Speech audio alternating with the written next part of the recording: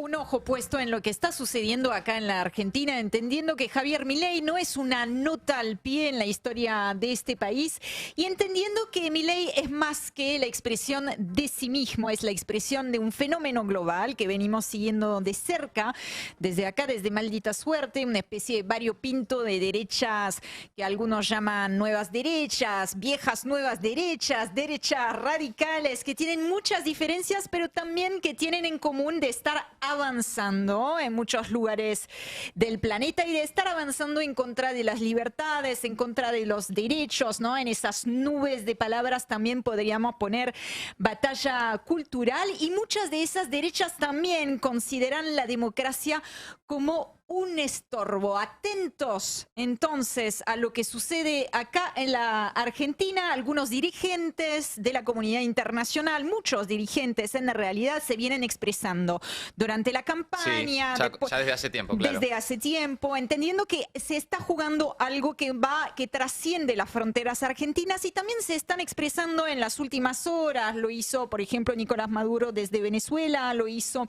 AMLO hoy mismo en su conferencia de prensa desde México, hablando de autoritarismo y de hipocresía en relación a la represión de la protesta. También se expresó en las redes sociales, como lo suele hacer el presidente de Colombia, Gustavo Petro, en relación a un punto muy preciso que tiene que ver con el decreto de los estudiantes, el arancel, ¿no?, para los estudiantes extranjeros, Sí, claro. en la Argentina, y las consecuencias que va a tener para muchos de esos jóvenes que antes venían acá a disfrutar, digamos, de la educación libre y gratuita.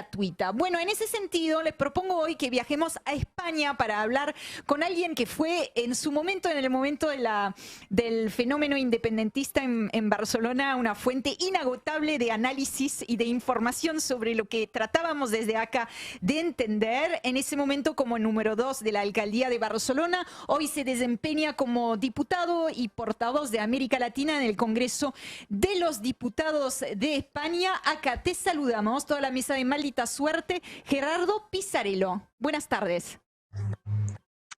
¿Qué tal? Muy buenas tardes, un placer estar con ustedes. Buenas tardes, buenas noches en realidad ya, ¿no? Son 4 horas de diferencia. Exacto, exacto. Gerardo, nos interesa tu punto de vista, tu análisis sobre lo que está sucediendo en la Argentina, y para empezar, tal vez para abrir un poco esta mesa, preguntarte si Milei entró en el debate político en España, considerando el fenómeno Vox allá que ustedes tienen y también el avance de la ultraderecha en Europa en general. Bueno, sí, desafortunadamente tengo que decirlo como argentino de origen, tucumano. Sí, claro que entró, claro que entró. Entró primero porque Vox, la ultraderecha española, y el propio Partido Popular, que ahora se comporta como la derecha extrema, en realidad, lo señalaron como su aliado principal ya durante la campaña electoral, ¿no? Y porque el programa que Vox y el Partido Popular aquí en España están poniendo en marcha en los lugares en los que están gobernando, tiene que ver mucho con el programa de la motosierra de Milei, ¿no? Con la diferencia que las derechas, las derechas extremas españolas son mucho más conservadoras en su forma, ¿no? Son derechas neofranquistas, neocatólicas, y no tienen ese elemento disruptivo que mostró Milei en su campaña, y que lo hace, a mi juicio, una de las versiones más peligrosas, más crueles, pero también más avanzadas de las derechas extremas globales, porque tuvieron que inventar una nueva versión de Donald Trump, en este caso una persona que no venía del gran mundo de los negocios como Milei, pero que en cambio, como está mostrando estos días, está gobernando para las grandes corporaciones, para las grandes empresas, para el gran poder económico concentrado con nombre y apellido, ¿no? Y eso es peligroso porque Milei consiguió llegar hasta ahí, me parece a mí, poniendo por delante esas formas aparentemente disruptivas, su peinado, el insulto, es decir, cosas que hicieron que mucha gente se identificara con él como si fuera, digamos, el portavoz de la protesta y del malestar social.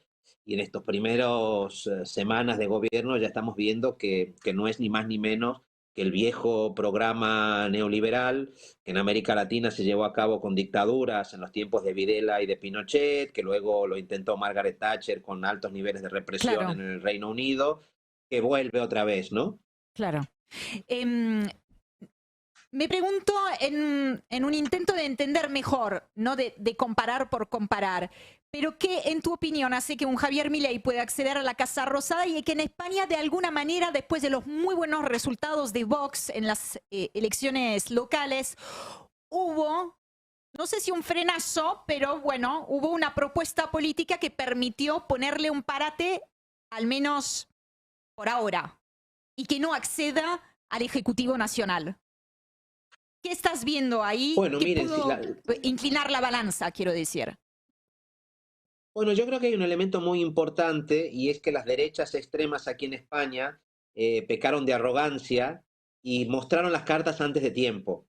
Es decir, ganaron algunas elecciones regionales, como si fueran provinciales en Argentina, y mostraron en los hechos, ¿no?, de qué se trataba el programa ese basado también en ampliar la libertad, en defender la libertad que defendían en su campaña electoral, y lo comenzaron a aplicar en muchas comunidades autónomas, en muchas provincias, digamos, para utilizar el equivalente a Argentina. ¿Y qué es lo que se vio?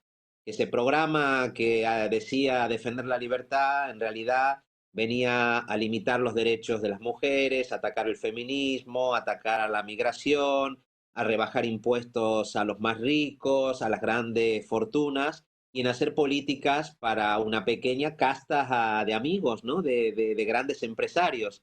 Y esto se vio en el periodo transitorio que hubo entre las elecciones aquellas regionales y las elecciones de ámbito estatal. O sea, que es el Y yo creo que ejemplo una de la parte gestión. importante de la población, Es el ejemplo de la gestión el ¿cómo? que marcó la diferencia, ¿no? El hecho de que hayan Es el tenido... ejemplo de la gestión a mi Claro. juicio, exacto, es el ejemplo de la gestión a mi juicio el que marcó la diferencia, el que hizo que mucha gente se diera cuenta de lo que estaba en juego, y en el caso de España fueron fundamentalmente las mujeres y luego algunos territorios en concreto. Yo soy diputado por Barcelona y en Cataluña, en el País Vasco, en países que tienen sus lenguas propias, que tienen sus propias costumbres. La gente trabajadora, las mujeres, la gente de estas zonas vio el peligro enorme que significa cuando esta derecha que se llena la boca de libertad, lleva al gobierno y se convierte en todo lo contrario, ¿no? En una especie de totalitarismo de mercado que gobierna para muy poca gente. Y eso hizo que al menos temporalmente,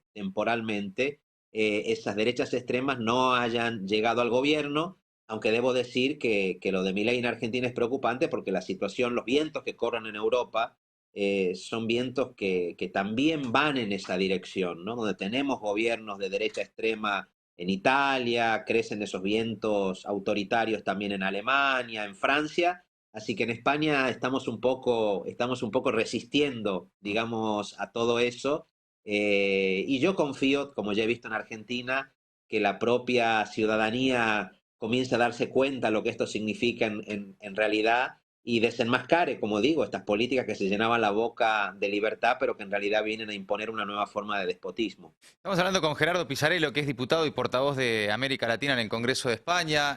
Gerardo, Matías Colombati te saluda. Tucumano de origen, ¿Qué tal, además. Matías? Hijo de detenidos desaparecidos acá en la Argentina. ¿En qué año te fuiste del país? No, yo me fui en el año 96, más o Ajá. menos. Me vine a hacer mi doctorado en Madrid, luego volví un tiempo a Argentina, pero me contrataron en la universidad. Soy profesor de Derecho Constitucional en la Universidad de Barcelona. Ujú. Me he dedicado a la docencia casi toda mi vida.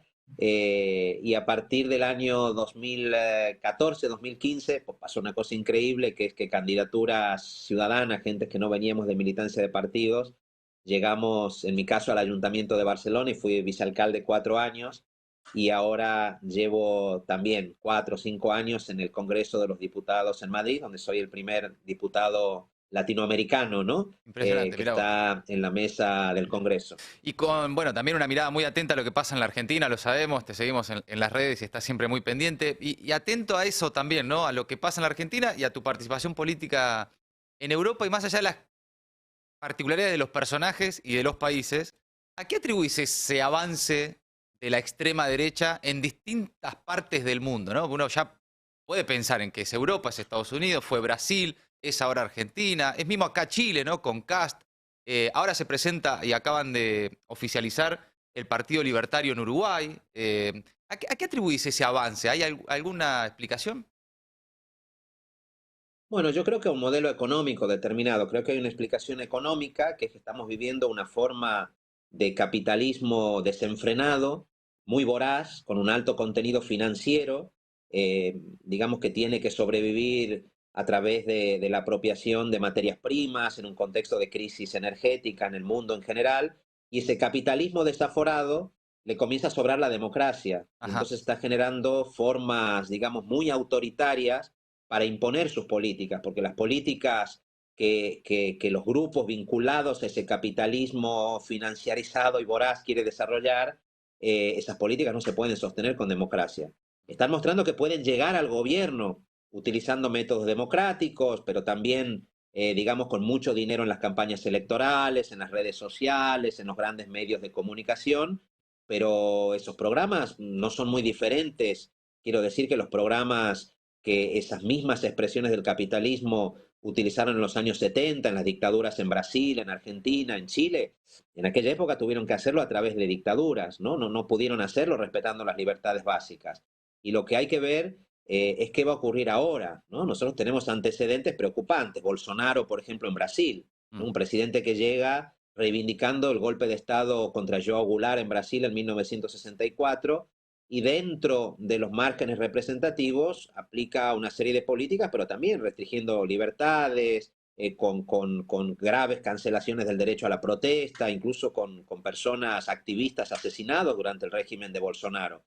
Entonces me parece que lo que estamos atravesando es eso, ¿no? Una forma de economía capitalista muy voraz en un contexto de crisis energética, de crisis de emergencia climática muy grande, que ya no puede imponerse simplemente a través de la propaganda y que necesita cada vez formas más autoritarias, enfrentando a los más débiles entre sí para no mostrar a los grupos de poderosos que están detrás. Eso en Europa se ve muy bien, porque toda la ultraderecha europea es muy xenófoba, ¿no? Es muy racista. Digamos, intenta esconder que el gran problema de la desigualdad en Europa es la concentración de riqueza, no son los migrantes que huyen de las guerras y de la miseria provocada a veces por los propios países europeos, en África, en América y en otros lugares, ¿no? Ujú. Pero yo creo que hay esta explicación, me parece, económica de fondo. No quiero reducirlo solo a eso, pero me parece que esa es una de esas explicaciones, y que intentan también, y me parece que eso es importante,